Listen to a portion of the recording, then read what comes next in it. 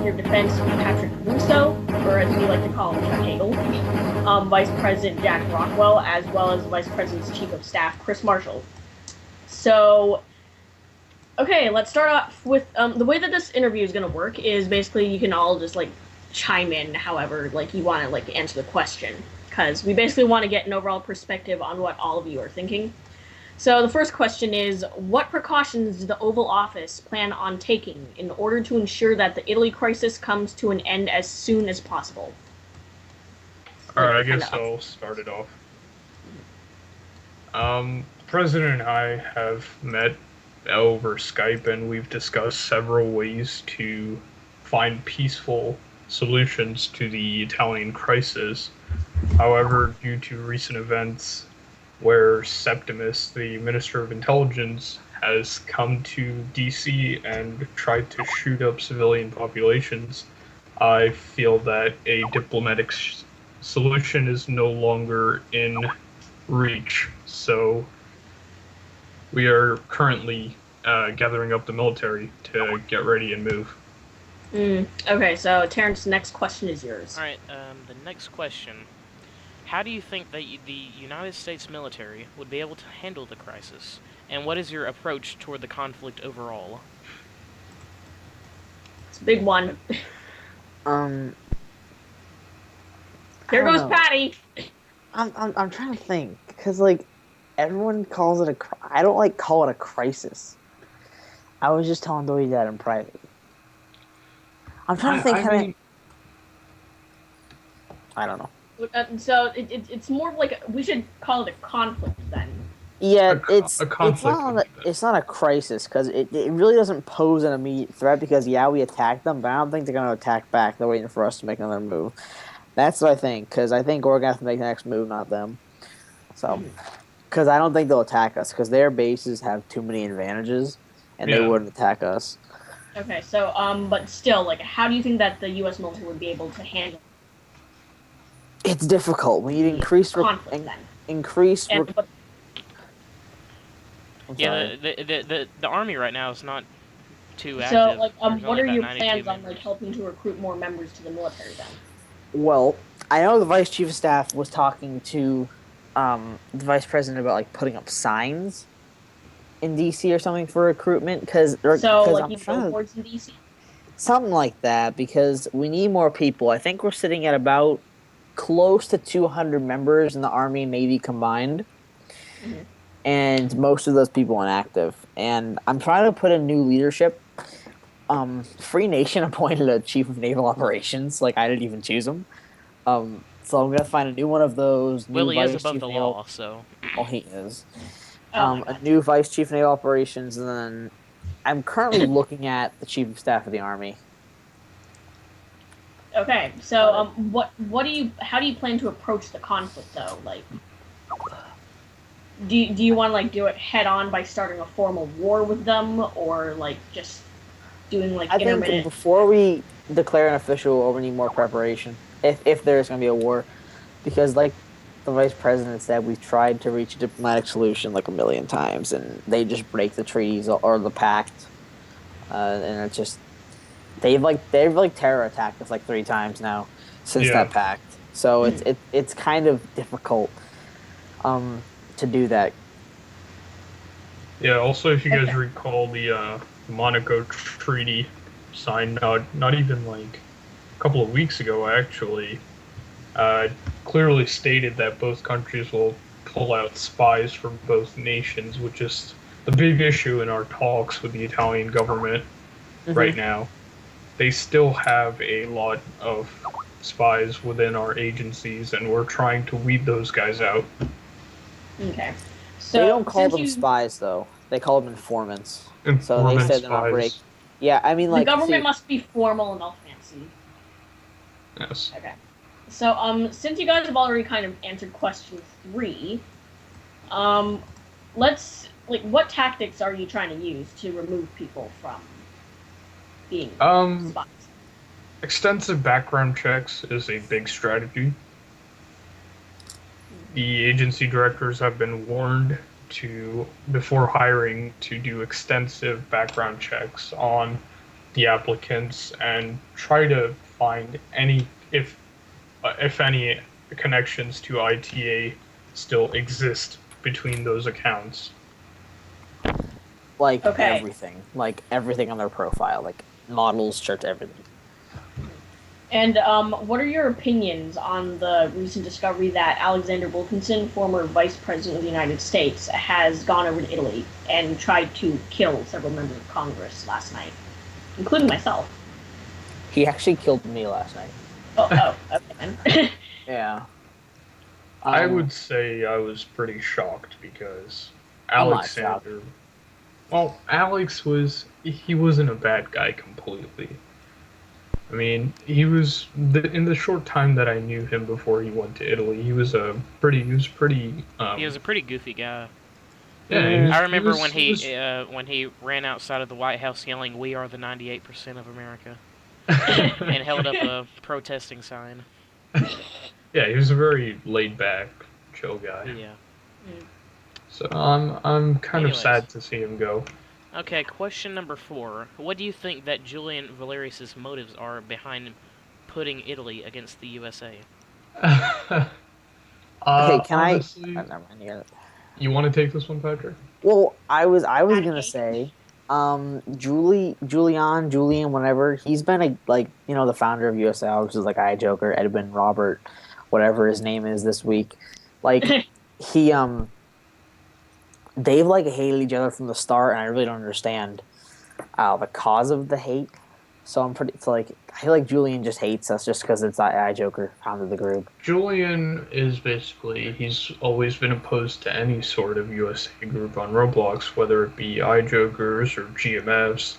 Their ITA has always been in a conflict with some sort of USA on Roblox. It's just history. Well, this isn't confirmed, but a lot of us have heard that Valerius supposedly has good connections with Knight Galdeld. So, do you think that? Well, we're not trying to like point fingers at everyone, obviously, but do you think that there's any sort of connection between like the struggle between all the USAs for like the becoming like the official one, and that like Julian might be trying to help Knight to keep that position, or something like that? There is a ongoing friendship between Knight and Julian, and it has been there for a while now. Ever since Knight launched his own USA, Julian has been trying to use him to gain power over GMF's USA, and that constant power struggle has always kept the fighting going.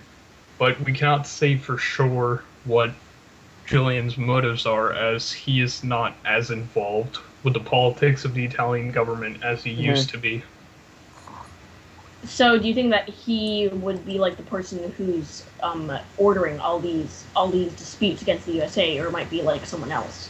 No, I believe that the attacks and all these speeches are coming from the Minister of Intelligence himself, and in fact, Patrick, I believe you have proof of that as well. Well, he was.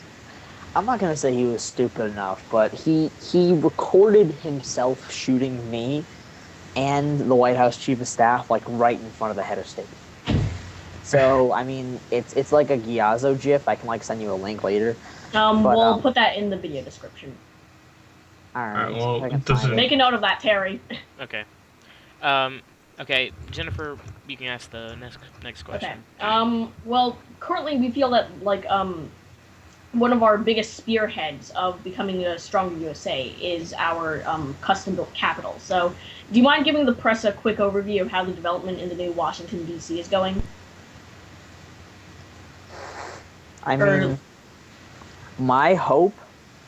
This is not my field, but like my hope is that someone, because there's 4 people who have access to Free Nation.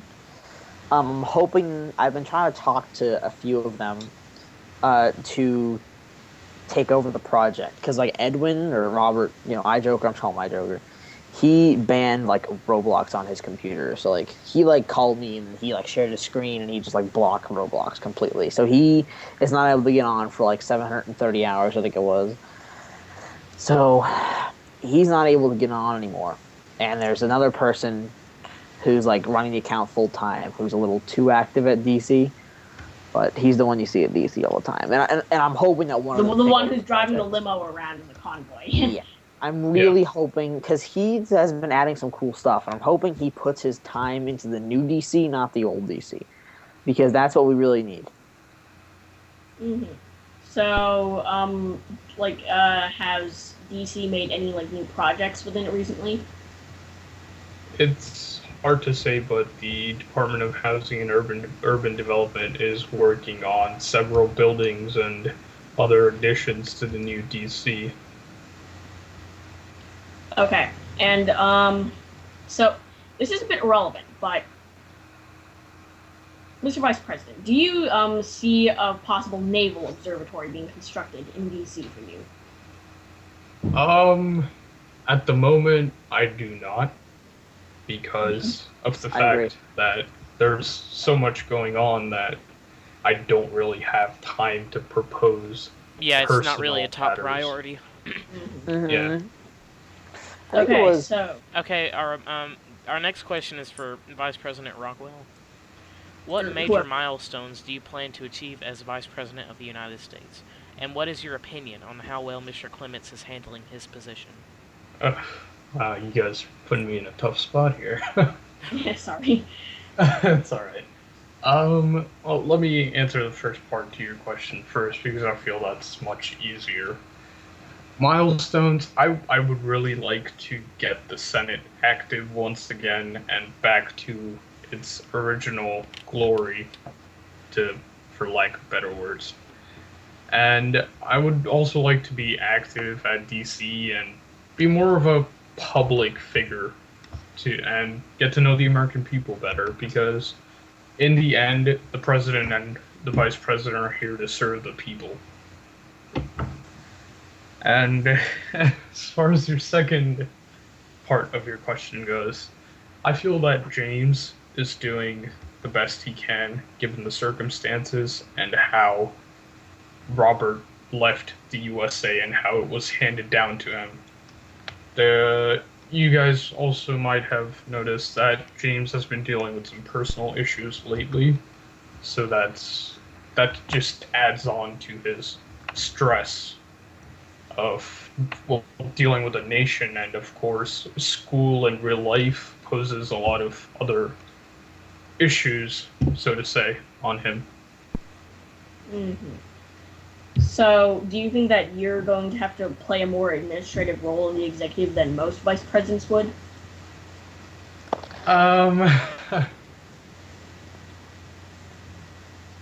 Limited, but yes, because at this point James has told me that he might need some help, but of course my main priorities will always be to build the Senate and make sure that the Senate is on track. And Patrick, what do you have to say on how President Clements is handling his position? Oh, one moment, guys. I have to go do something. Okay, Patrick. God. So would you say disapprove, approve, or torn on the issue of Clements? I think it's hard to judge because he hasn't been president for super long, Yeah. and he's been dealing with personal issues, which you know about. Yeah. I'm pretty sure you do. I think And you told me. no, he's been saying it in the chats. Don't get me in trouble. But yeah. I mean, I guess I don't know. I'm just the only issue I'm currently dealing with is apparently I wasn't supposed to rate ITA yesterday, but I don't know. We'll see how that plays out. And Vice President Rockwell, this is a question that's actually not on here that I just thought about. Do you think that soon, since the president has been having personal issues, that he will invoke the 25th Amendment, and you would take executive power for the time being until he returns? I feel that the president is going to get active once again pretty soon, if not this weekend, because he was able to get online today and help me with a press conference on the current issues and the ratification of the new constitution. And But really, no, I do not feel that the 25th Amendment will be needed, and I do not feel as if I will have to take any executive powers while the president is on unofficial leave. I agree. Yeah. All right. Okay, so this is a bit irrelevant, but in a famous incident between members of the government yesterday, he described how he enjoyed putting tea bags on his eyes. So, Patrick, I think you were there for that. Like, Oh gosh. Care to explain? Yeah. Well, I don't know. He had something like black on his eyes. What was his issue? I think he might have had a black eye. You mean? He had no. It wasn't. Maybe it was like sleep deprivation. Like maybe he had like bags in his eyes, and he was like getting tea bags to put on his eyes. Like I don't know. Okay. Oh goodness. Okay. It was to further our nation. It's a homemade remedy, obviously. Jennifer, you can ask number 8, and I'll ask the last question after that. Okay. What bills do you plan to discuss tomorrow at the Senate meeting? Oh, well, shut up, Becker. First off, the first thing on our agenda will be to elect a president pro tempore. I feel that would be the most important thing to do, because in the event that the 25th Amendment is invoked, I will need someone capable to step in my shoes and handle the Senate for a while. And that actually does drag on to our next question. Who do you see as a prospective candidate for president pro tempore of the Senate? See, political No opinions are very touchy. Yeah, I think have we discussed about that or no? I don't think so. No, we haven't. I haven't talked to you about that. So Nope. I guess that'll just drag into a Senate vote. Yes. I think but... I know who I want personally, but Same. Oh. oh, I know exactly who I want personally. But I'm not gonna. I don't know. I mean, all right. I have someone in mind. At first I was hoping that Jennifer would run for president pro tempore. I don't know. I don't think I've gotten gotten a PM from you saying that. Yeah, well, so it's like I the actually president personally pro think tempore Jennifer candidates would have have the to experience PM of being that position. She's been in the Senate for a while, and she's proposed, several great bills like the Washington Massacre Act and so forth. Mm-hmm. So I think she would be the most, logical choice for that position. This is off topic. Can you remind me what the Washington Massacre bill did again? Because I remember that. Oh, right. So, in my first few days as a senator here, like, I went to D.C. at the West Gate, and there was the Secret Service, like, literally exploded in gunfire and started firing everywhere. They tend to do that. I remember that. Yeah, and it later became known as Washington Massacre, so, like, I was just trying to pass a bill to get it, like, for that to never happen again, but because I was a complete noob to Congress, the bill was written kind of unprofessionally. But it had a good motive. I remember the president hated it though. I still remember that. He was like, "Yo, this is the worst bill ever." I was like, "Oh, that's mean." Oh. Okay.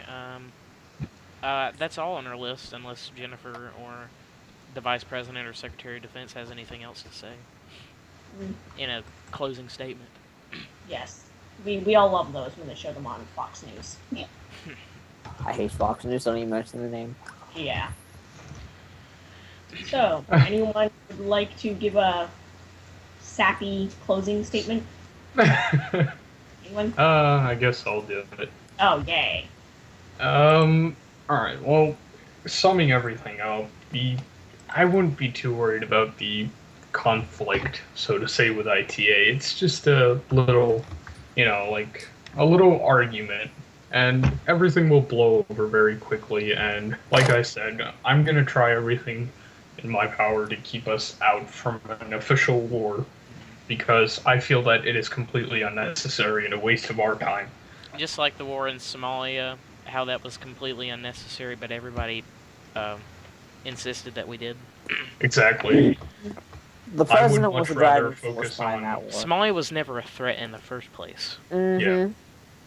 Well, people just, We just panicked. It was a knee-jerk reaction. Everybody was like, "Holy crap! They just attacked the White House. We need to hurry up and declare war."